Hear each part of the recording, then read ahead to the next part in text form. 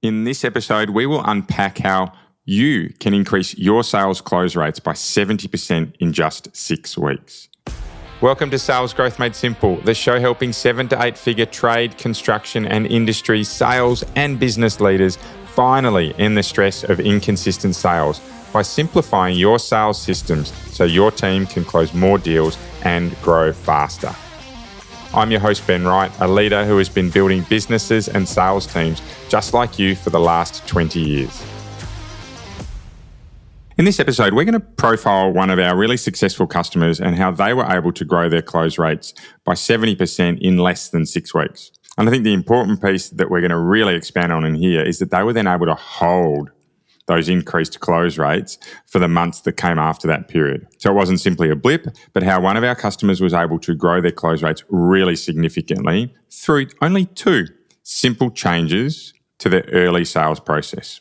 So this customer of ours, to set the scene, very much in the trade and construction industry. They're a larger business. They had a number of people in their sales team. However, the impacts or the changes that they made to their sales process are just as easy for small businesses to implement as they are larger businesses. Now, this customer specifically is in the renewables industry, so very much for me in the classic trade game. And the focus here was around residential customers. But again, the focus here can apply to either residential or commercial because the skills are very much interchangeable. And in fact, I'd say that if you're a business leader listening, for me, generally, the skills that you need in a B2C sales environment, so straight to the consumer, straight to the resident, are very similar to what you need in a B2B environment. It's really only the last 5% that changes, but very much the first 90 to 95 is very consistent across any of those segments. So please listen into this story. It's one of my favorite success stories because this was a business that had been quite resistant to change previously, but they had a leader in now who was really gung-ho with trying to find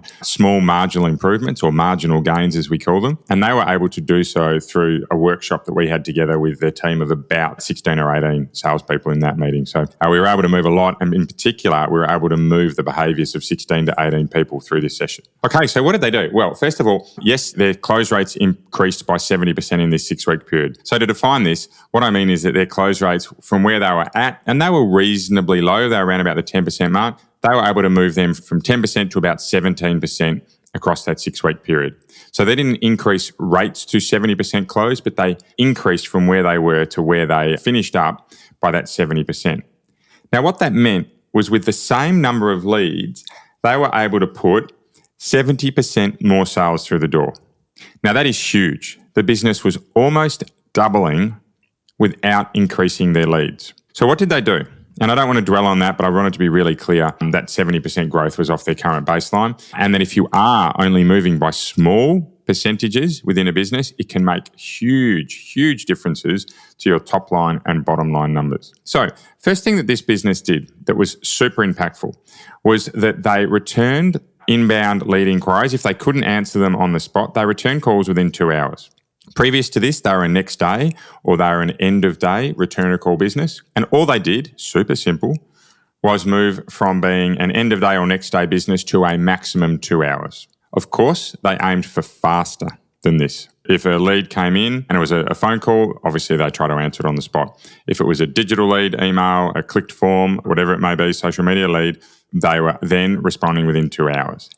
So why was this so important? And I think this comes down to a concept I've explained as recently as earlier in this week around when people are inquiring about projects, they typically have the highest level of engagement or excitement early in that process. I know me, we've just gone through buying a car. We bought a Defender 90 series. My engagement was super high in the first week. I was jumping onto everything. And then as the process went on a little bit longer, I was still excited, but not quite as excited as I was in that early stage. So where this team was able to pair or match the excitement levels of their customer by having a conversation with them as early as possible, what they were able to do was position themselves as the person they spoke to when the customer was most engaged and excited. And of course, when you're engaged or excited or happy about something and you speak to someone about it, they naturally get taken along for that journey of happiness or excitement or whatever it may be. So by very quickly returning calls, A, they beat others to the punch, but B, they were able to position themselves as the brand that piggybacked, right, or went along downstream with that excitement or that engagement.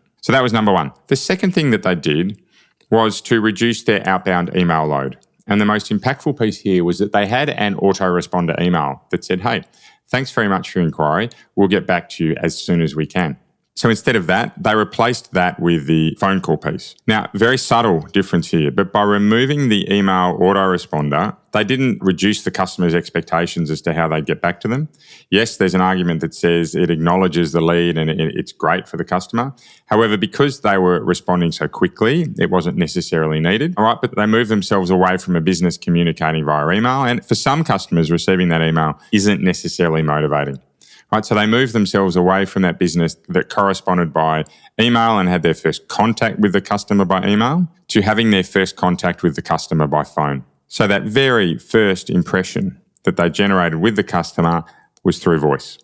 Rather than email, rather than text message, rather than any form of automation, their first contact was voice. And of course, as humans, we crave relationships. And I'm going to really strongly argue here that this is only going to get bigger as the rise of artificial intelligence takes over a lot of our human-to-human conversations, right? That engagement with real people is going to become a real premium for businesses. So to recap that, number one is they returned calls within 2 hours. Speed became absolutely critical for them as a business. And number two is they took away email as the first, or written as the first point of correspondence with their customers, and replaced it with voice. Now that's it. Hand on heart, that is all they did in that period of time to grow their close rates so significantly. And I think the piece that I like as a case study or a story here to tell is that it doesn't always take significant shifts to improve your sales, but it does take you requiring or understanding what the most important shift is. Because as salespeople and as leaders and as teams, there are so many options available to us to improve that we need to make sure we're picking the right one. And thankfully, we were able to work through this with this team, and they picked, well, two of the right ones. Look, and I'd argue the returning calls within 2 hours was the biggest one, but by doing so, have a really significant impact on their sales. So that's it for today. A terrific success story, one I love telling. Thank you. Very grateful for you listening in today. The takeaway for me from today is not necessarily to think about how you can respond to leads faster, but to challenge yourself to have a think about ways you can improve your business, as we do each week, but keeping the mindset around small incremental gains or those 1% better improvements that can help you improve along the journey. Because for me, if you're doing that as a leader, you will always find ways to improve, and you will consistently increase the capability, the performance, and the results for your business. That's it for today. See you next time. Bye for now. Are you frustrated spending hours of wasted time on sales quotes that you keep losing? Without changing something now, you'll continue to get these same stressful results over and over again. My free quote audit will pinpoint exactly why you're not winning more jobs and what you need to do to increase your close rates quickly. Click the free quote audit link in the show notes to get started now.